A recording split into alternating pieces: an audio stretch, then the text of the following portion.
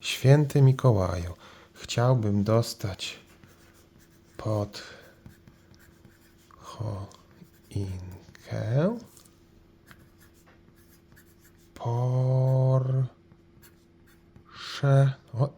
Porsche 911, może terenowe,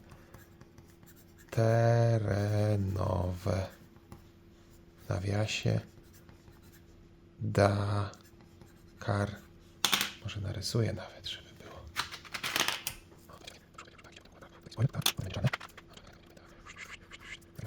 Czarne terenowe koła i bagażnik taki dachowy. Na bagażniku powinno być tutaj takie światło, tutaj taki kanisterek z paliwem i opony, żeby były na dachu. Tutaj lampa, hopsa, a tutaj taki wesoły pan, co prowadzi. Bartek Urban i myk pod choinkę. To chyba w oknie się zostawia, żeby widział.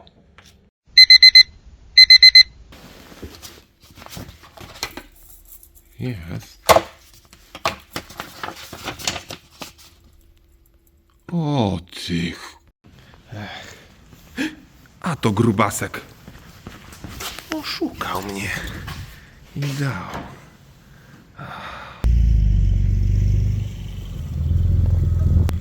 Wesołych świąt Bożego Narodzenia!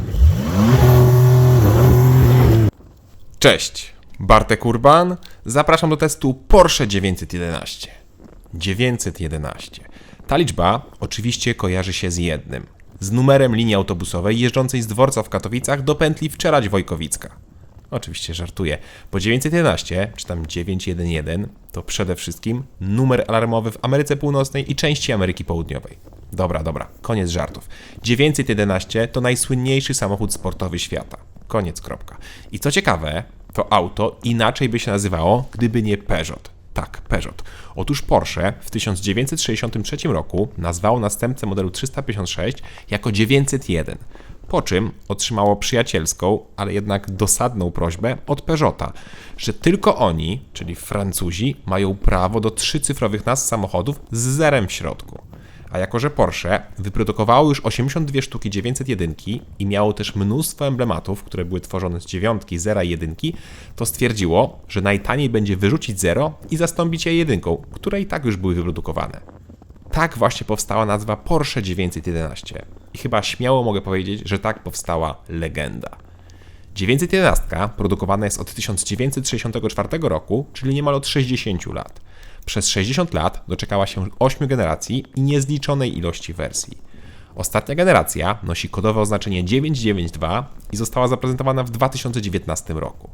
Obecnie na rynku jest, i teraz uwaga, 26 różnych wersji 911, jaką możemy kupić. Tak, 26. Od takiej podstawowej, z napędem na tył, która się po prostu nazywa 911 Carrera, przez wersje 4-napędowe z 4 lub 4S w nazwie, mamy też kabriolety, targi, jeszcze bardziej sportowe wersje GTS czy Turbo, czy super torowe bestie jak GT3 czy GT3 RS. Ba, jest nawet odmiana terenowa, Dakar, czyli taką, jaką ja testuję. I uterenowione Porsche 911 to jest nic nowego, bowiem takie sztuki już były, jednak nigdy nie dało się kupić go przez klienta indywidualnego.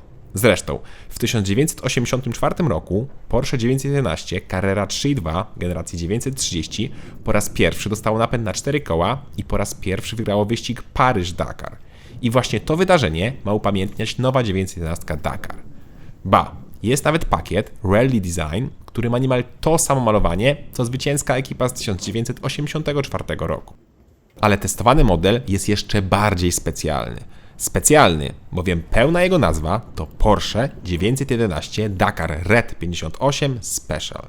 I jest to jedyna taka sztuka na świecie. Tak, jedyna na świecie. Porsche posiada program o niemieckiej nazwie Sonderwunsch, czyli życzenia specjalne.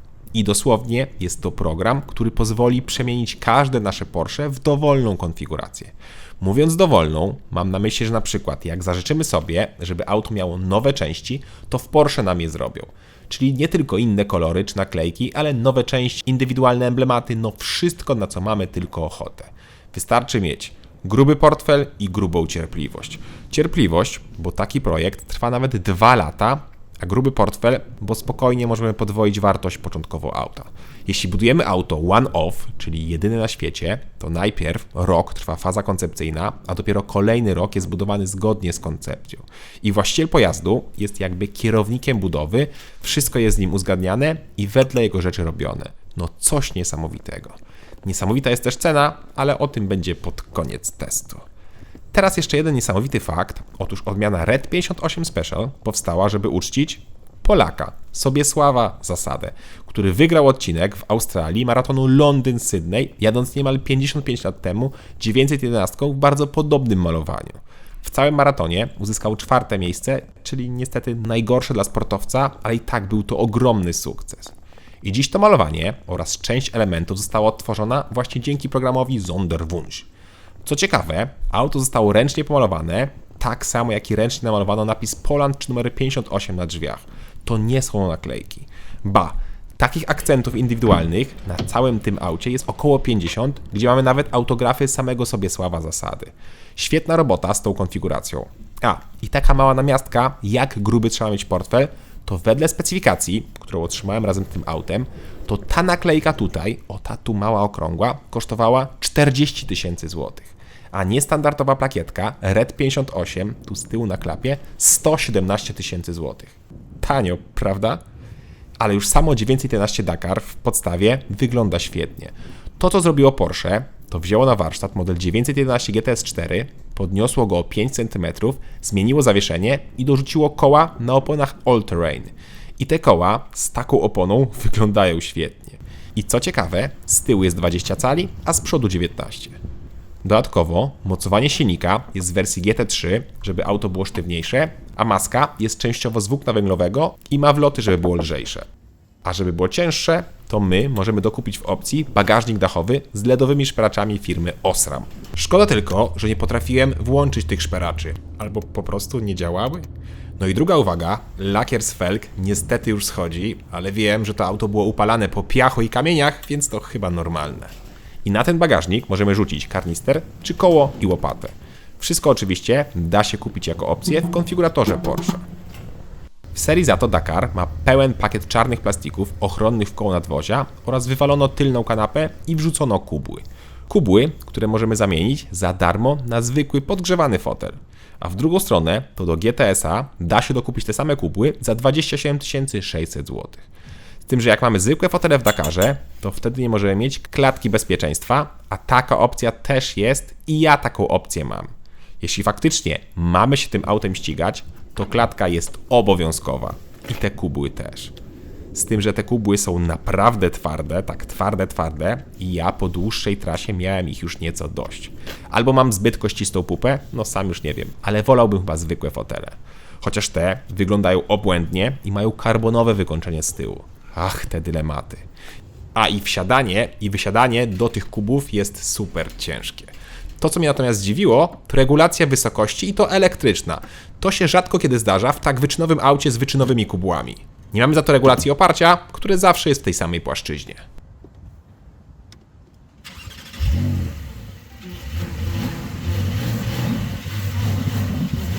I jeszcze taka jedna rzecz. Przewaga kubów jest taka, że nie czuć w nich, że jedziemy w nieco wyższej odmianie 911, ponieważ w kubłach siedzi się nieco niżej niż w zwykłych fotelach. Czyli w zasadzie wnętrze Dakara nie różni się niczym od zwykłej 911, poza tym, że może mieć klatkę i kubły, co w sumie w innych wersjach no też da się dokupić. A, no i mamy napis Dakar przed pasażerem. I to wszystko. Deska jest taka sama, więc jest nowoczesna, ale i bardzo prosta w obsłudze. Ergonomia jest naprawdę na wysokim poziomie, każda najważniejsza funkcja ma swój przycisk, a my dodatkowo mamy analogowy obrotomierz na środku zegarów. Pięknie. Oczywiście jest już dużo nowoczesnych elementów, jak na przykład 3 ekrany, jeden to ten od multimediów, a 2 kolejne są po obu stronach tego analogowego obrotomierza. I jak widzicie, główny ekran wcale nie działa idealnie szybko, ba, czasami chwilę sobie pomyśli.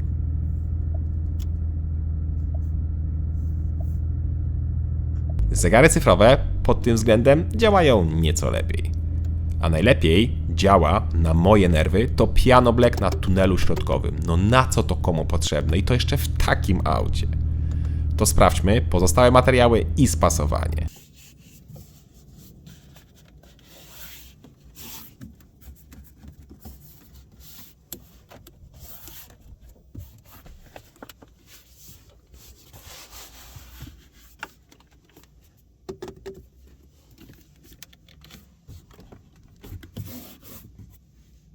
Czuć jakość Porsche. Poza tym fotelem, który niestety jest już mocno zniszczony, a ma 8000 km przebiegu. No ale w sumie wsiadanie do niego i wysiadanie naprawdę wymaga gimnastyki, stąd też się szybko zużywa. To jeszcze w takim razie schowki i zaglądamy pod maskę.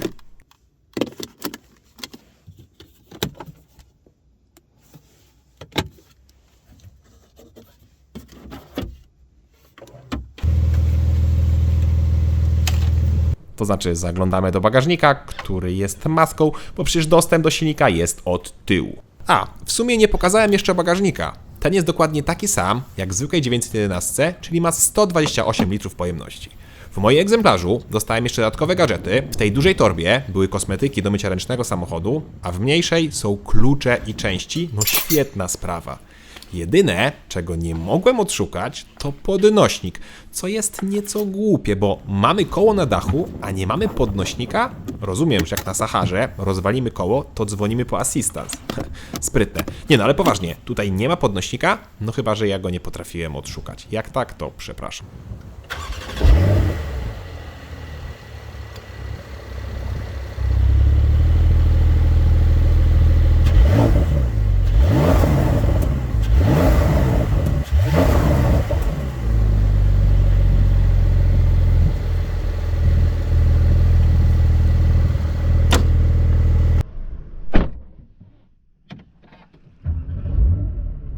Tak jak mówiłem, 911 Dakar jest oparta o wersję GTS, czyli ma dokładnie ten sam podwójnie doładowany 3-litrowy silnik Boxer, który generuje 480 koni oraz 570 Nm. Auto ma oczywiście napęd na 4 koła i waży tylko o 10 kg więcej. Tylko, bo klatka, koła, inne zawieszenie, elementy dekoracyjne, to wszystko waży, więc nie jest źle. Waga Dakara to 1680 kg. I dzięki temu sprint do setki powinien trwać 3,4 sekundy, a GTS 4 robi o 1/10 sekundy szybciej. Główna różnica to prędkość maksymalna, która ze względu na opony została ograniczona w Dakarze do 240 km na godzinę. GTS może pędzić ponad 300. Pora więc sprawdzić przyspieszenie Dakara.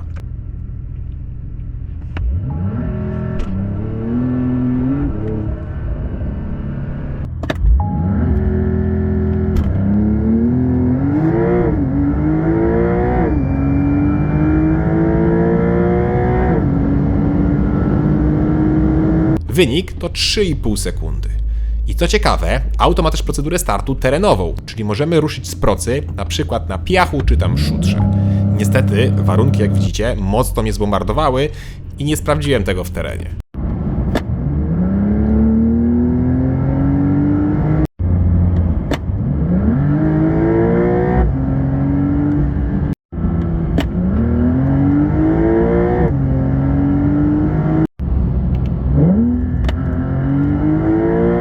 Osiągi są rewelacyjne, tak samo jak i reakcja skrzyni biegów. Mamy tutaj 8-biegowy, dwusprzęgowy automat PDK, który zwłaszcza w trybach sportowych jest niesamowicie szybki. I niesamowicie pięknie brzmi w kabinie to auto.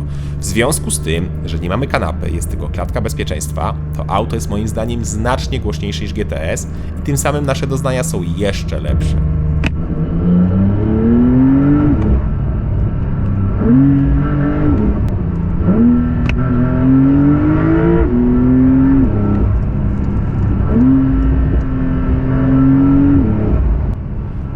Jak to pięknie wkręca się na obroty. I Dakar nieco inaczej prowadzi się niż zwykła 911. To znaczy wciąż jest ostry i super precyzyjny, jest pięknie wyważony i bardzo łatwy w obsłudze, czyli zachowuje się w miarę neutralnie z tendencją do nadsterowności, czyli do zamiatania tyłkiem. Tak powinno się sportowe auto zachowywać. Z tym, że Dakar jest nieco inny pod pewnymi względami. To co już mówiłem, to dzięki kubłom siedzimy naprawdę bardzo nisko i nie czujemy się, że auto jest nieco wyższe.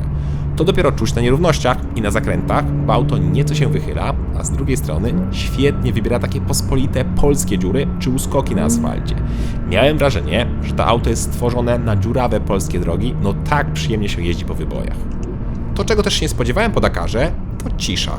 Ani opony, ani nawet ten bagażnik dachowy z tymi fantami na nim nie szumią mocno, co jest naprawdę miłym zaskoczeniem. Da się tym autem lecieć 140 km na godzinę w trasie i jest naprawdę ok. Ale sprawdziłem też nieco teren i tutaj mam mieszane uczucia. Prześwit 911 Dakar, jak ją maksymalnie podniesiemy, to 16 cm. Kąt natarcia to 14 stopni, zejścia 16 i rampowy też 16. Do tego pod spodem z tyłu nie znalazłem żadnych osłon, a te są tylko z przodu i chyba troszeczkę na środku, ale jak widzicie, coś tam po lewej stronie się już lekko odrywa. To jest ten sam napęd 4x4, który jest w każdej innej 911 z napędem na wszystkie koła i brakuje tu reduktora czy blokad mostów, a my tak naprawdę mamy dodatkowy tryb rally, czyli komputer inaczej rozdziela nam moment i moc na koła i to wszystko. Owszem, zabawa na takiej małej piaskownicy jest przednia czy na jakiejś łące, no ale to nie jest terenówka. Z drugiej strony pewnie nigdy nie miała być, ale i tak jest świetna. Świetnie się tym jeździ po każdej nawierzchni i tym spokojnie można podjechać do teatru, jak i pojechać pobawić się na łące. No i świetna jest też cena. Najtańsze Porsche 911 Carrera kosztuje 611 tysięcy złotych, a najdroższe, wersja ST, 1 623 000 złotych. Wersja Dakar jest jedną z 3 najdroższych wersji i kosztuje w podstawie 1 189 000 złotych. Droższe jest tylko GT3 RS, które kosztuje 1 331 000 złotych oraz odmiana ST za wspomniane wcześniej 1 623 000 złotych. Oczywiście mówię o podstawowych wersjach bez opcji, bo testowany Dakar nie kosztuje 1 189 000 złotych, a kapkę więcej. Kapkę, bo ten egzemplarz z wszystkimi dodatkami kosztował niemal 2 200 000 złotych. Tak, nie przesłyszeliście się. Tutaj dodatki kosztują 1 000 000 złotych. I jak patrzę na te ceny z tego programu spełnienia marzeń, gdzie są naklejki czy inne gadżety, to aż mi się nie chce wierzyć i mam wrażenie, że są tu jakieś losowe liczby dodane do specyfikacji. Bo ja rozumiem, że miało być drogo i musi być drogo, ale z tymi naklejkami i przemalowaniem, no to wygląda na jakiś błąd. Aha, i jak chcecie kupić wersję Dakar, to spieszcie się, bo produkcja jest ograniczona do 2500 sztuk. Jestem pewien, że te auta będą osiągały kiedyś kosmiczne kwoty na aukcjach. Przy Porsche 911 Dakar nie sposób też nie powiedzieć o konkurencji, a taka o dziwo jest. Jest nim Lamborghini Huracan Sterato, czyli terenowa wariacja Huracana. Jest również nieco podniesiony, ma wzmocnione zawieszenie, ma dodane światła, osłony, no jest niemal dokładnie tym, czym Porsche 911 Dakar dla zwykłej 911. Też jest więc cholernie drogi, bo cena również zaczyna się od około 1 200 000 złotych i jego produkcja też jest ograniczona, z tym, że do 1499 sztuk, czyli o 1001 sztuk mniej niż w Porsche.